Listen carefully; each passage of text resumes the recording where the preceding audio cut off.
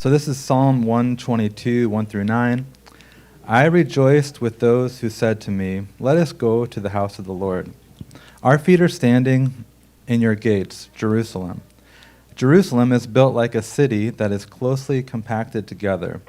That is where the tribes go up, the tribes of the Lord, to praise the name of the Lord, according to the statute given to Israel. There stands the throne for judgment, the thrones of the house of David. Pray for peace of Jerusalem.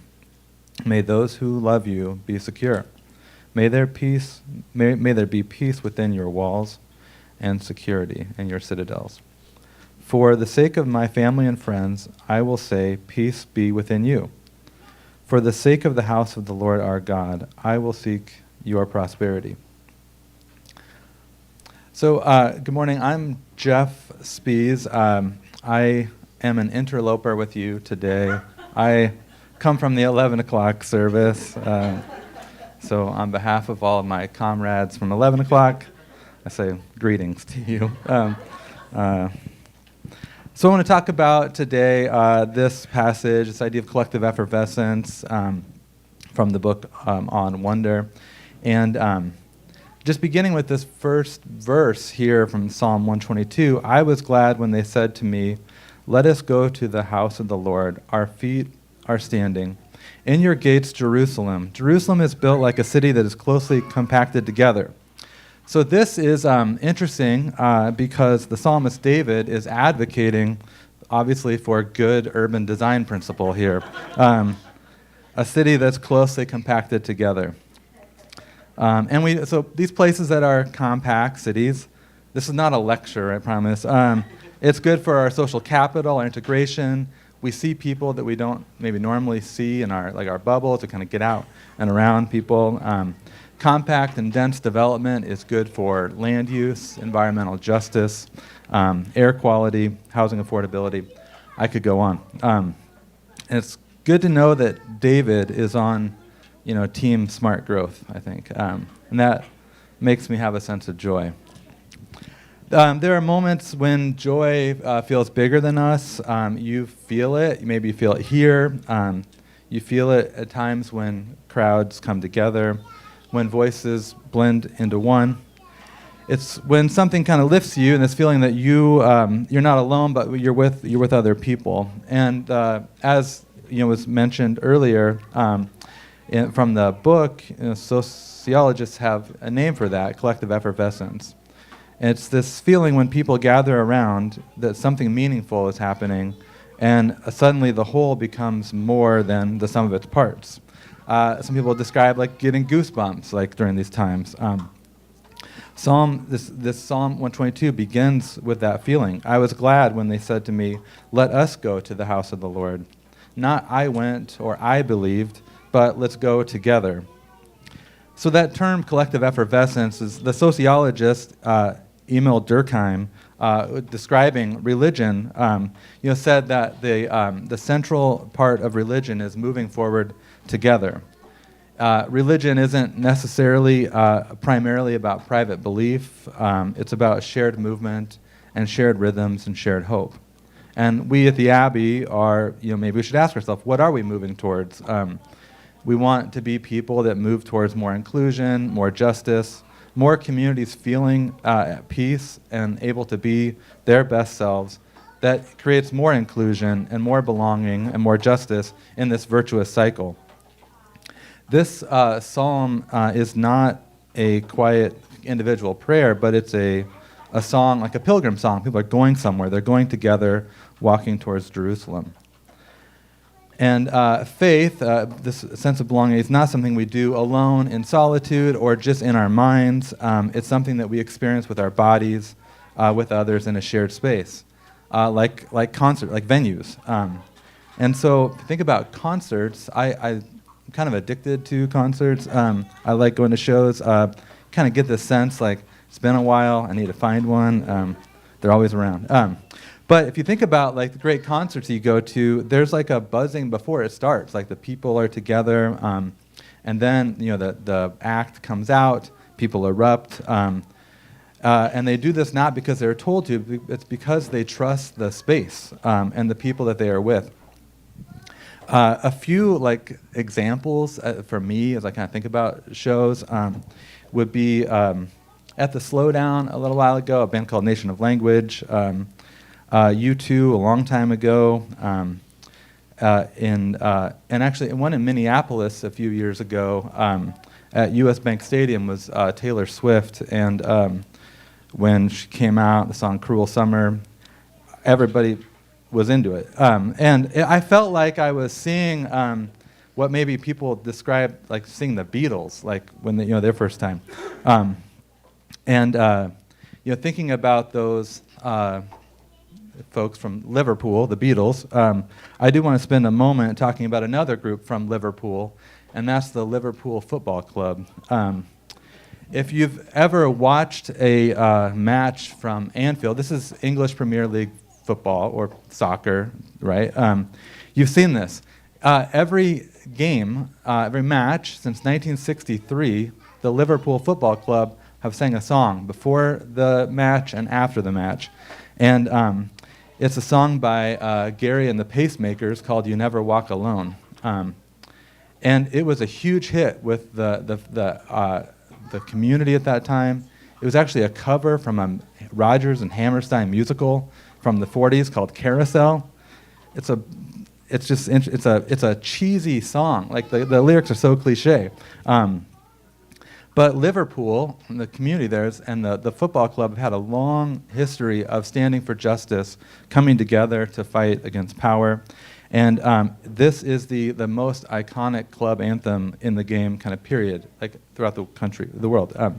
And it's, like I said, 65,000 people, sing it twice. And when they lose or they win, in times of lamentation and celebration, they sing the song together. And I'll just read these cheesy lyrics.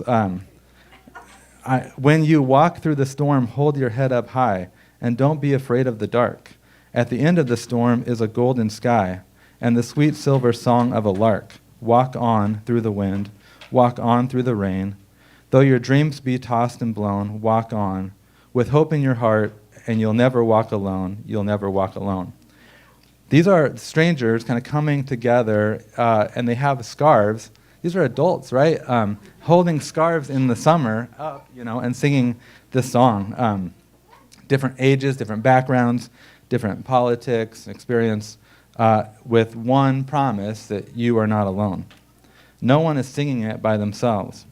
And singing, we have learned, the collective we, through study, that singing with others, even if you can't sing with a tune, which is me, at the top of your lungs brings people together, and for biological and social reasons, it's good for us. It releases endorphins and oxytocin, this hormone that alleviates stress. They also think that it's an evolutionary reward for cooperation that we sing. It's like it sort of propels us to do more. Here, the Abbey, we have these rhythms. We have communion. We sing songs. We greet each other. Kids offering. An example in the United States of this sort of football matches, the city of Minneapolis, this is two references now to Minneapolis, is the Minnesota United Football Club at Allianz Stadium, which you get to it by light rail. Again, this is more good urban planning. And they sing the song Wonderwall, The Crowd, by Oasis at the end of every game. And I've been there when they've won and got to be a part of that. It's this joy of people going together somewhere. And so in the book Awe and Wonder, Keltner says that this awe doesn't come from power or spectacle alone. It's when we feel connected and safe and part of something bigger than ourselves. That's why these concerts feel transcendent. And bringing people together can be, you can tell it's good when it's about something bigger and making sure everyone feels welcome and included. And because there's other times, examples like January 6th, this is a crowd together, but it's about holding power and holding power over other people. I'm talking about January 6th, 2021, not like this last January 6th. But you can tell when people use that, the power of the crowd for their own use and not for others.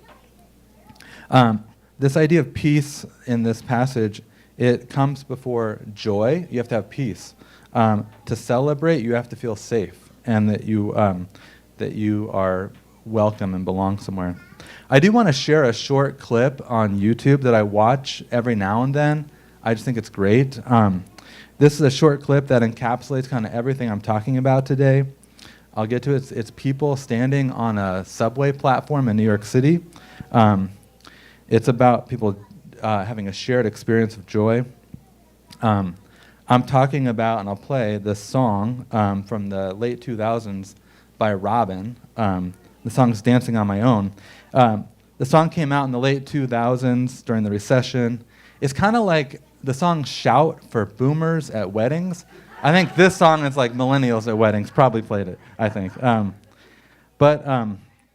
It's the short, I'll just play it, okay? It's 1 minute long. I hope this works.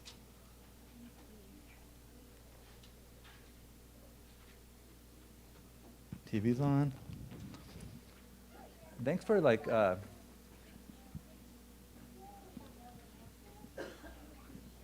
okay.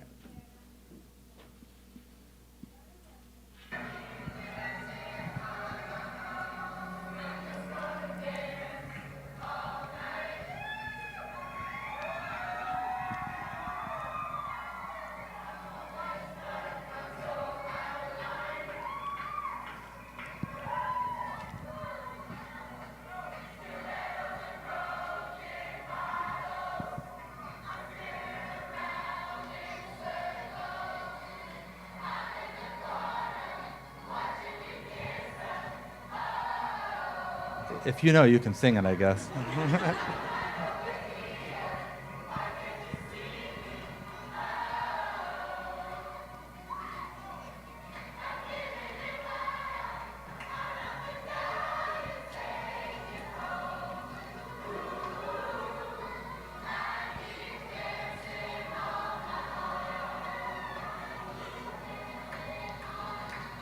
What I want to talk about is the comments from that YouTube video real quick. It's amazing. Someone says, it's amazing to see how the power of music can get people together. Pure joy. Watching this during COVID lockdown, and I can't stress how much I'm looking forward to times like this again. This is the world I want to live in. I come back to this video so much. I wish I had moments like this in my life, not caring about anything in the world, just dancing with a group of people, no hatred, and looking around, seeing everyone smiling. I wish one day I can see this. This seems like what the psalmist is talking about. Joy grows when people know they belong. Here at the Abbey, a few weeks ago, Jill Manhart talked about how we can be safe people and a safe space that provides the space for joy and celebration. We have an opportunity this next Friday to dance together at 1516 Jones Street.